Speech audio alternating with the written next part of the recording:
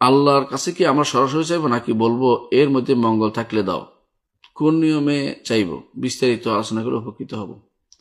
আমাদের সমাজে প্রচলিত নিয়ম হচ্ছে আমরা সাধারণত আল্লাহ আমাকে এটা দাও এটা আগে বলে ফেলি। তো নিয়ম হচ্ছে যেটা ভালো আপনি বুঝতে পারছেন যে এটা ভালো, যেমন আপনি বলছেন আল্লাহ আমাকে জ্ঞান দান করো, এটা বুঝতে পারছেন, এটা বলবেন অবশ্যই রব্বি জিদনি ইলমান, এটা বলবেন না যে আল্লাহ যদি ভালো হয় জ্ঞান দান করো, এটা বলবেন না, এটা ভালোই। আর যে জিনিসটা খারাপ এটা কখনো চাইবেন না। যেমন আপনি বলবেন না যে আল্লাহ আমাকে সুদ খাওয়ার তৌফিক দাও, এটা বলবেন না, কারণ এটা হারাম, আপনি বুঝতেই পারছেন। বাকি রইল যেটা ভালো মন্দ আপনি বলতে পারছেন না, ভালো মন্দ আপনি বলতে পারছেন, তখন সেখানে আপনি ইস্তেখারা করবেন। ইস্তেখারাটা হলো সেখানে নিয়ম। তো সুতরাং আপনি যখন কোনো কিছু চাইবেন যেটা ভালো হয়, এটা বলবেন যে মঙ্গল হলে দাও, এটা না, আল্লাহ আমাকে দাও, বিল জাজম, শক্তভাবে দৃঢ়ভাবে বলতে হবে। হ্যাঁ, রাসূলুল্লাহ সাল্লাল্লাহু আলাইহি ওয়াসাল্লাম বলেছেন যখন তোমরা আল্লাহর কাছে কিছু চাইবে তখন তোমরা সেখানে দৃঢ়ভাবে চাইবে, ওয়াল ইয়াজিমুল মাসআলা, সেজন্য দৃঢ়ভাবে সেটা চায়। কারণ ফাইন আল্লাহ, কারণ আল্লাহ তাআলা এমন যে তাকে কেউ জোর করতে পারে না, তিনি দিবেন এইভাবে। আল্লাহ তুমি আমাকে ধন সম্পদ দাও, আল্লাহ আমাকে তুমি সন্তান দাও, আল্লাহ আমাকে তুমি তুমি আমাকে ইলম দাও, আল্লাহ এইভাবে সব চাইতে পারেন, কোনো সমস্যা নেই। এইভাবে বলবেন না যে আল্লাহ তুমি মঙ্গল থাকলে তো, এটা না।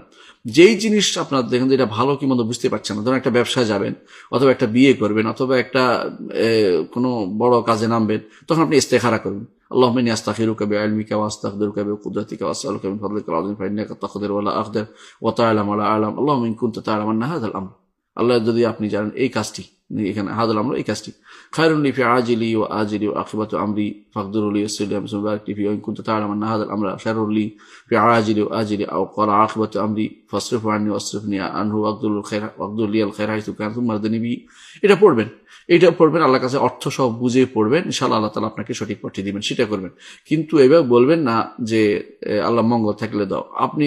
আপনি তো দেখতে পাচ্ছেন প্রকাশ্যে এটা মঙ্গল আছে, যেটা মঙ্গল বুঝেন না এটা আল্লাহর কাছে আপনি ইস্তেখারা করে আল্লাহর কাছে চান যে আল্লাহ যদি ভালো হয় আমাকে দাও, খারাপ হলে আপনি সেটা আমার থেকে দূরে সরিয়ে দেন, যেটা আপনি দোয়ার মধ্যে সেটা উল্লেখ আছে।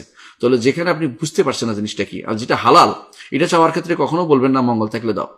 আপনি চাইবেন, আল্লাহ তাআলা তিনি মঙ্গল মনে করলে তিনি দিবেন আপনাকে সেটা, আর যেটা মঙ্গল না মনে করলে আপনি যেহেতু চাচ্ছেন আল্লাহ তাআলা বুঝেন আপনার থেকে দূরে সরিয়ে দিবেন। আপনি এটা বলার দরকার নেই যে আল্লাহ মঙ্গল থাকলে দাও, মঙ্গল না থাকলে ফেরত দাও, এটা বলার দরকার নেই, এটা আল্লাহ তাআলা দেখবেন, আল্লাহর উপর ছেড়ে দেন। আপনি জানেন না মঙ্গল কোনটা আছে না আছে, আপনি চাইতে থাকুন। চাওয়ার মধ্যে ইবাদত আছে, দোয়া চাইলে দোয়া হয়, ইবাদত হয়, আর না দিলে আপনি যখন ধৈর্য ধারণ করেন সেটার মধ্যে সওয়াব আছে, আর না দিলে আপনার থেকে বিপদ আপদ দূর করে সেটার মধ্যে সওয়াব আছে, না দিলে আখিরাতে দিবেন সেটাও নির্ধারিত হয়ে আছে, সেটাও আপনি পেয়ে যাবেন। তাহলে আপনার কাছে চাওয়ার ক্ষেত্রে আপনি এরকম যদি টদি দিয়ে বলবেন না।